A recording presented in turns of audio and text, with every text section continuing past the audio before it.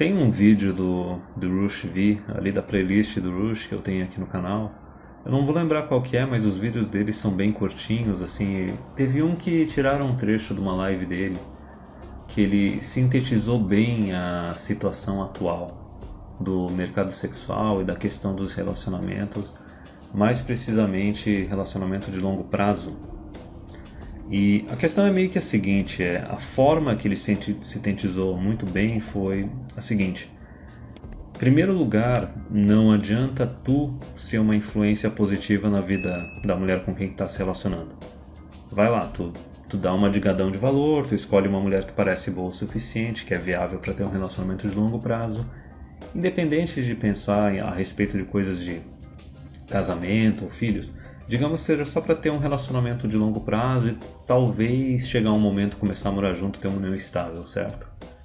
O Rush ele sintetizou muito bem quando ele disse que não adianta tu escolher uma guria mais ou menos certa, ser uma influência positiva na vida dela, para tentar fazer o negócio funcionar, sendo que por outro lado tu tem o governo agindo contra isso, dando tudo quanto é tipo de incentivo negativo para ela detonar com a relação e também acabar te destruindo no processo, sabe? Digamos, pedindo um divórcio, etc., ou te metendo na justiça e não só terminando o relacionamento, que já seria uma coisa bem grave, mas te saqueando no processo. Então, por um lado, tem o governo contra você. Por outro lado, tem a cultura atual com também outra gama, outro nível de incentivos negativos. A gente já sabe o que é isso. A normalização da traição, certo? A questão do poliamor, que eu queria que alguém me demonstrasse como é que dá para ter uma sociedade sustentável com isso e tantas outras questões. E às vezes até pode ter amigas ou colegas de trabalho da mulher com quem está se relacionando que acabam minando e detonando com o relacionamento, porque afinal também mulheres são os NPCs naturais. Quem quiser pesquisar a respeito, tem alguns artigos que saíram nos últimos anos que dizem que quando, por exemplo, o cara tá namorando ou tá casado com uma mulher e ela tem muitas amigas que são solteiras ou divorciadas, as chances dela também acabar pedindo o divórcio aumentam absurdamente. Então, revisando, quer dizer, tu tá lá tentando ser uma influência positiva para fazer o relacionamento de longo prazo funcionar e talvez até ele resultar em algo maior, só que por outro lado tá o governo agindo contra, dando tudo quanto é tipo de incentivo negativo, a cultura promovendo só valores que são totalmente contrários a isso, e daí tu tem também todas as pessoas ali da vida pessoal da mulher com quem está se relacionando também minando o relacionamento. Então basicamente é um homem lutando contra um tsunami, entendeu? Não tem viabilidade, não tem como o negócio funcionar. E eu acho que essa é a constatação principal, porque MGTOW começou com aquela parte das leis. Faz sentido. Basicamente é um subgrupo de homens que estavam ali no movimento do direito dos homens, então a premissa foi a questão das leis, certo? Só que depois disso começou a se desenvolver outras questões, porque, ok, concluiu-se que as leis estão muito anti-homem, e daí vamos pesquisar mais o porquê disso. Aí começou a se estudar mais aí a natureza feminina, e começou a se estudar mais as dinâmicas de relacionamento. Foi daí que o negócio foi progredindo para o que é hoje em dia. Isso o Aldir ele definiu muito bem numa live quando ele disse que não adianta, o feminismo ele basicamente é um vírus que vai tomando tudo da cultura, certo? Vai tomando a parte do governo, vai tomando a parte das religiões, vai começando a minar também relacionamentos e até mesmo essa parte da cultura do que eu disse, por exemplo, do círculo social no qual o homem e a mulher estão inseridos.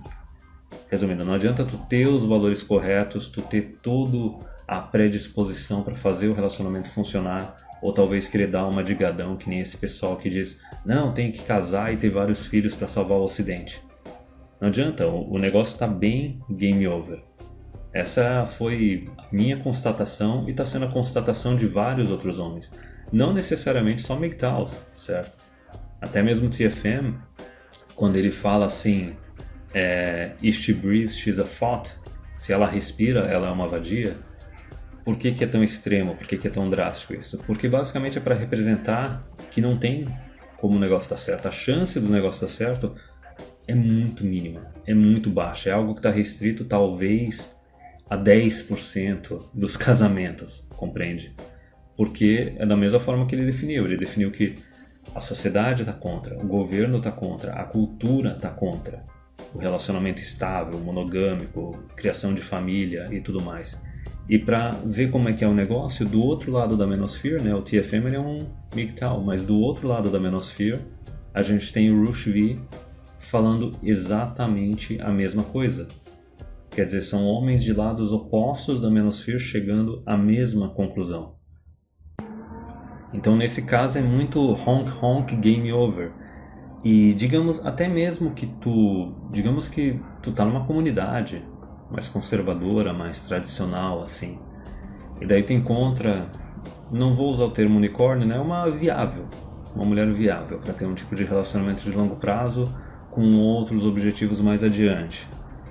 Mesmo que isso aconteça, tem outra questão que eu até já abordei em outros vídeos que eu fiz, que é o seguinte: a disparidade legal entre homens e mulheres está tão grande que não tem como uma mulher tentar te convencer que ela não vai te sacanear. A disparidade legal entre homens e mulheres, quando tu vai analisar a questão de casamento, divórcio, guarda de filhos, pensão e etc., tá tão grande que tá praticamente impossível pro homem confiar na mulher. Não tem como ela provar, entendeu, que ela não vai te ferrar mais pra frente. Simplesmente tá nesse ponto, chega num nível assim que talvez tenha um homem ou uma mulher que considera um ou outro parceiro viável, tem o objetivo de fazer algo mais pra frente, só que eles têm que largar esse objetivo porque a disparidade legal ela tá absurda. A disparidade legal entre homem e mulher ela tá absurda e ela tá crescendo ainda mais, garantindo mais privilégios para as mulheres sempre às custas dos homens. E essa é a razão principal pela qual os homens estão se afastando do casamento, estão se afastando da paternidade. E se tu for analisar, a disparidade é tão grande que não é simplesmente a questão de como se fosse um relacionamento de empregado e patrão. Não, isso daí do relacionamento entre homem e mulher ser um relacionamento de empregado e patrão, cara, isso era lá na década de 80, na década de 90, certo? Ali já estava uma disparidade desse nível.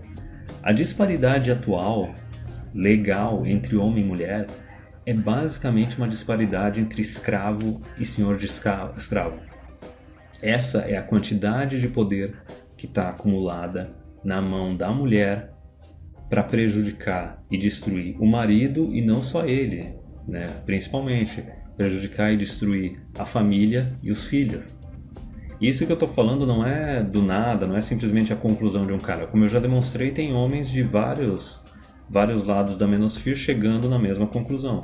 Os que não chegam nessa conclusão, não sei, acho que eles devem ser muito fanáticos por uma determinada filosofia, ou ideologia, ou religião. É aquele o cego que não quer ver.